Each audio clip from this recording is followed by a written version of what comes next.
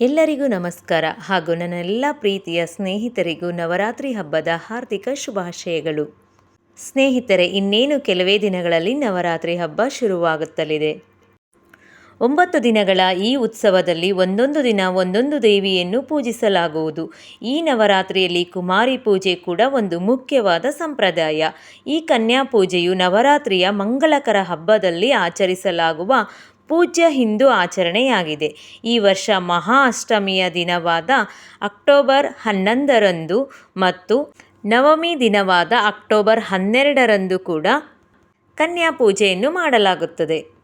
ಕನ್ಯಾ ಪೂಜೆ ಮಾಡುವುದರ ಹಿನ್ನೆಲೆ, ಅದರ ಮಹತ್ವ ಮತ್ತು ಆಚರಣೆ ಹೇಗೆ ಎಂಬುದರ ಬಗ್ಗೆ ನಿಮ್ಮೊಂದಿಗೆ ಕೆಲವೊಂದು ವಿಷಯಗಳನ್ನು ಇಂದು ನಾನು ಹಂಚಿಕೊಳ್ಳುತ್ತಿದ್ದೇನೆ. ಮೊದಲನೇದಾಗಿ ಕನ್ಯಾ ಪೂಜೆಯ ಹಿಂದಿನ ಕಥೆಯ ಬಗ್ಗೆ ತಿಳಿಯುವುದಾದರೆ, ಪುರಾಣದ ಕಥೆ ಪ್ರಕಾರ ಬಹಳ ಹಿಂದೆ ಮಹಿಷಾಸುರ ಎನ್ನುವ ರಾಕ್ಷಸನಿದ್ದನು. ಅವನನ್ನು ಕೊಲ್ಲುವ ಸಲುವಾಗಿ ಮಹಾಕಾಳಿ, ಲಕ್ಷ್ಮಿ ಹಾಗೂ ಸರಸ್ವತಿ ಮೂವರು ಸೇರಿ ದುರ್ಗಾದೇವಿಯ ಅವತಾರ ಎತ್ತಿದರು. ಸಂಹಾರಕ್ಕೂ ಮುನ್ನ ದೇವಿಯರು 9 ಅವತಾರ ತಾಳಬೇಕಾಯಿತು. ತಾಯಿ ದುರ್ಗೆಯ ಅವತಾರಗಳು ಅವಳ ಶಕ್ತಿಯನ್ನು ಪೂಜಿಸುವ ಸಲುವಾಗಿ 9 ಹೆಣ್ಣು ಮಕ್ಕಳಿಗೆ ದೇವಿಯರಂತೆ ಅಲಂಕರಿಸಿ ಅವರನ್ನು ಪೂಜೆ ಮಾಡಲಾಗುತ್ತದೆ. ಕನ್ಯಾ ಪೂಜೆಯು ಒಂದು ಸಣ್ಣ ಪೂಜೆಯಾದರೂ ಬಹಳ ಮಹತ್ವ ಪಡೆದುಕೊಂಡಿದೆ. ಮಾತೆ ದುರ್ಗೆಯನ್ನು ತೃಪ್ತಿಪಡಿಸಲು ಇರುವ ಸುಲಭ ವಿಧಾನ ಇದಾಗಿದೆ. 2 ರಿಂದ 10 ವರ್ಷದ ಹೆಣ್ಣು ಮಕ್ಕಳನ್ನು ಈ ಪೂಜೆಗೆ ಆಯ್ಕೆ ಮಾಡಿಕೊಳ್ಳಲಾಗುವುದು ಒಳ್ಳೆಯದು. ಕನ್ಯಾ ಪೂಜೆಯಲ್ಲಿ 9 ಹೆಣ್ಣು ಮಕ್ಕಳನ್ನು ದೇವಿಯ ಅವತಾರಗಳಂತೆ ಅಲಂಕಾರ ಮಾಡಿ ಪೂಜಿಸಲಾಗುತ್ತದೆ. ಕನ್ಯೆಯರು ಪ್ರತಿನಿಧಿಸುವ 9 ದೇವತೆಯರೆಂದರೆ ಕುಮಾರಿಕಾ, ತ್ರಿಮೂರ್ತಿ, ಕಲ್ಯಾಣಿ, ರೋಹಿಣಿ, ಕಾಳಿ, ಚಂಡಿಕಾ, ಶಾಂಭವಿ, ದುರ್ಗಾ, ಸುಭದ್ರಾ. ಕನ್ಯಾ ಪೂಜೆಯನ್ನು ಏಕೆ ಮಾಡುತ್ತೇವೆ? ಪ್ರತಿಯೊಬ್ಬ ಮನುಷ್ಯನಲ್ಲೂ ದೇವರು ಇರುತ್ತಾನೆ ಎಂಬುದನ್ನು ನಮ್ಮ ಪವಿತ್ರ ಗ್ರಂಥಗಳು ಪ್ರತಿಪಾದಿಸುತ್ತವೆ.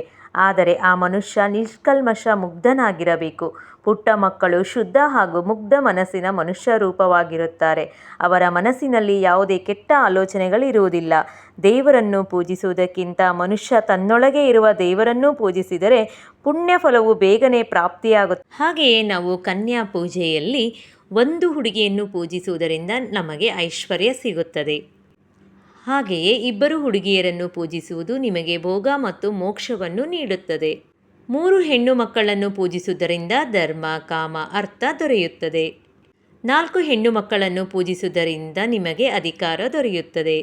5 ಹುಡುಗಿಯರನ್ನು ಪೂಜಿಸುವುದರಿಂದ ನಿಮ್ಮ ಜ್ಞಾನ ಹೆಚ್ಚಾಗುತ್ತದೆ. 6 ಹೆಣ್ಣು ಮಕ್ಕಳನ್ನು ಪೂಜಿಸುವುದರಿಂದ ನಿಮಗೆ 6 ರೀತಿಯ ಸಿದ್ಧಿ ದೊರೆಯುತ್ತದೆ. 7 ಹೆಣ್ಣು ಮಕ್ಕಳನ್ನು ಪೂಜಿಸುವುದು ನಿಮಗೆ ರಾಜ್ಯವನ್ನು ಪಡೆಯಲು ಸಹಾಯ ಮಾಡುತ್ತದೆ. 8 ಹೆಣ್ಣು ಮಕ್ಕಳನ್ನು ಪೂಜಿಸುವುದರಿಂದ ಸಂಪತ್ತು ಸುಧಾರಿಸುತ್ತದೆ. 9 ಹೆಣ್ಣು ಮಕ್ಕಳನ್ನು ಪೂಜಿಸುವುದರಿಂದ ಮಾಲೀಕರಾಗುವ ಭಾಗ್ಯ ದೊರೆಯುತ್ತದೆ. ಕನ್ಯಾ ಪೂಜೆಯ ವಿಧಿವಿಧಾನದ ಬಗ್ಗೆ ನೋಡುವುದಾದರೆ, ದೇವಿ ಅವತಾರದಲ್ಲಿರುವ 9 ಹೆಣ್ಣು ಮಕ್ಕಳ ಕಾಲನ್ನು ಮೊದಲು ತೊಳೆಯಬೇಕು. ನಂತರ ಹೊಸ ಬಟ್ಟೆಯನ್ನು ಸಾಧ್ಯವಾದರೆ ಕೊಡಬೇಕು. ಉಡುಗೊರೆಯಾಗಿ ಕೂಡ ನಾವು ನೀಡಬಹುದು. ಸ್ವಚ್ಛವಾಗಿ ತೊಳೆದ ಅಥವಾ ಹೊಸ ಮಣೆಯ ಮೇಲೆ ಅವರನ್ನು ಕೂರಿಸಿ ಮೊದಲು ಅವರಿಗೆ ಆರತಿ ಮಾಡಿ ಸಿಂಧೂರ ತಿಲಕ ಇಟ್ಟು ಅವರಿಗೆ ಅಕ್ಕಿಯನ್ನು ದಾನವಾಗಿ ನೀಡಿ ರುಚಿಕರವಾದ ಊಟವನ್ನು ಬಡಿಸಿ. ಊಟದಲ್ಲಿ ಕಡಲೆಕಾಳು, ಪೂರಿ, ತುಪ್ಪದಲ್ಲಿ ಮಾಡಿದ ಹಲ್ವಾ ಇರಲಿ.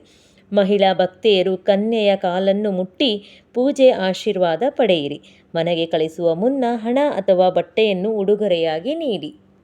ಮಕ್ಕಳು ತುಂಬ ಚಿಕ್ಕವರಾಗಿರುವುದರಿಂದ ಅವರು ಇಷ್ಟಪಡುವಂತಹ, ಅವರು ದಿನನಿತ್ಯದಲ್ಲಿ ಬಳಸುವಂತಹ, ಆದಷ್ಟು ಮಕ್ಕಳಿಗೆ ಯಾವ ವಸ್ತುಗಳು ಉಡುಗೊರೆಯನ್ನಾಗಿ ನೀಡಿದರೆ ಖುಷಿ ಬರುತ್ತೆ ಅದನ್ನು ನಾವು ಯೋಚನೆ ಮಾಡಿ ಅವರಿಗೆ ಉಡುಗೊರೆಗಳನ್ನು ಕೊಡೋದ್ರಿಂದ ಅವರು ಮನಸ್ಪೂರ್ವಕವಾದ ಸಂತೋಷದಿಂದ ನಲಿದಾಡುತ್ತಾರೆ. ಹೀಗೆ ಮಾಡುವುದರಿಂದ ಆ ಬಾಲಕಿಯರ ಮುಖಾಂತರ ದುರ್ಗಾದೇವಿಯ ಆಶೀರ್ವಾದವನ್ನು ನಾವು ಪಡೆದುಕೊಳ್ಳಬಹುದು.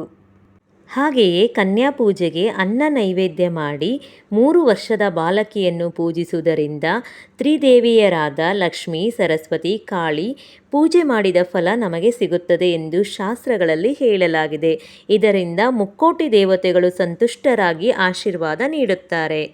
ಮತ್ತು 4 ವರ್ಷದ ಬಾಲಕಿಯನ್ನು ಪೂಜಿಸಿ ಅನ್ನದಾನ ಮಾಡುವುದರಿಂದ ಶ್ರೇಯಸ್ಸು ದೊರೆಯುತ್ತದೆ. ಅವರನ್ನು ಪೂಜಿಸುವುದರಿಂದ ದೇವಿಯು ಸಂತೋಷ ಮತ್ತು ಸಮೃದ್ಧಿಯನ್ನು ನೀಡುತ್ತಾಳೆ.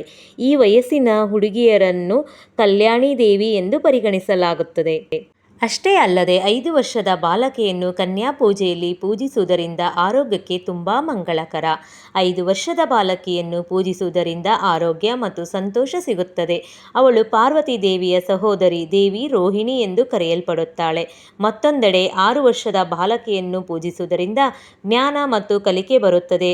6 ವರ್ಷದ ಬಾಲಕಿಯನ್ನು ಕಾಳಿಕಾದೇವಿ ಎಂದು ಪರಿಗಣಿಸಲಾಗುತ್ತದೆ. ಕನ್ಯಾ ಪೂಜೆಯಲ್ಲಿ 7 ವರ್ಷದ ಬಾಲಕಿಗೆ ಅನ್ನದಾನ ಮಾಡಿ ಪೂಜಿಸುವವರು ಚಂಡಿಕಾದೇವಿಯನ್ನು ಮೆಚ್ಚಿಸುತ್ತಾರೆ. ಈ ವಯಸ್ಸಿನ ಹುಡುಗಿಯನ್ನು ಪೂಜಿಸುವುದರಿಂದ ಸಂಪತ್ತು ವೃದ್ಧಿಯಾಗುತ್ತದೆ. 8 ವರ್ಷದ ಬಾಲಕಿ ಶಾಂಭವಿ ದೇವಿಯ ರೂಪವೆಂದು ಪರಿಗಣಿಸಲಾಗುತ್ತದೆ. ಅವಳನ್ನು ಪೂಜಿಸುವುದರಿಂದ ಕೀರ್ತಿ ಮತ್ತು ಪ್ರತಿಷ್ಠೆ ಬರುತ್ತದೆ. 9 ವರ್ಷದ ಬಾಲಕಿಯನ್ನು ಕನ್ಯಾ ಪೂಜೆಯಲ್ಲಿ ಪೂಜಿಸುವವರಿಗೆ ದುರ್ಗೆಯನ್ನೇ ಪೂಜೆ ಮಾಡಿದ ಫಲ ಸಿಗುತ್ತದೆ. ಈ ವಯಸ್ಸಿನ ಹುಡುಗಿಯರನ್ನು ದುರ್ಗೆಯ ರೂಪದಲ್ಲಿ ಪರಿಗಣಿಸಲಾಗುತ್ತದೆ. ನವರಾತ್ರಿಯಲ್ಲಿ ನೀವು 9 ದಿನಗಳಲ್ಲಿ 9 ಹೆಣ್ಣು ಮಕ್ಕಳಿಗೆ ಕನ್ಯಾ ಪೂಜೆ ಅಥವಾ ಅಷ್ಟಮಿ ಅಥವಾ ನವಮಿ ತಿಥಿಯಂದು ಆಹಾರವನ್ನು ನೀಡಬಹುದು. 1, 5, 7 ಅಥವಾ 9 ಹುಡುಗಿಯರು ಮತ್ತು ಒಬ್ಬ ಹುಡುಗನಿಗೆ ಆಹಾರವನ್ನು ನೀಡಬೇಕು. ಇದರೊಂದಿಗೆ ಕನ್ಯಾ ಪೂಜೆಯ ಲಾಭಗಳು ಮತ್ತು ಪುಣ್ಯಗಳು ದೊರೆಯುತ್ತವೆ. ಸ್ನೇಹಿತರೆ, ಮಕ್ಕಳು ದೇವರ ಸ್ವರೂಪವಾದ್ದರಿಂದ ಕನ್ಯಾ ಪೂಜೆ ಮಾಡುವುದರಿಂದ ದೇವಿ ನಮಗೆ ಬೇಗನೆ ಒಲಿಯುತ್ತಾಳೆ ಎಂಬ ನಂಬಿಕೆ ಇದೆ. ಹಾಗೆಯೇ ಆ ದುರ್ಗಾ ಮಾತೆಯು ನಿಮ್ಮೆಲ್ಲರ ಕೋರಿಕೆಗಳನ್ನು ಬೇಗನೆ ಈಡೇರಿಸಲೆಂದು ಕೇಳಿಕೊಳ್ಳುತ್ತೇನೆ. ಧನ್ಯವಾದಗಳು.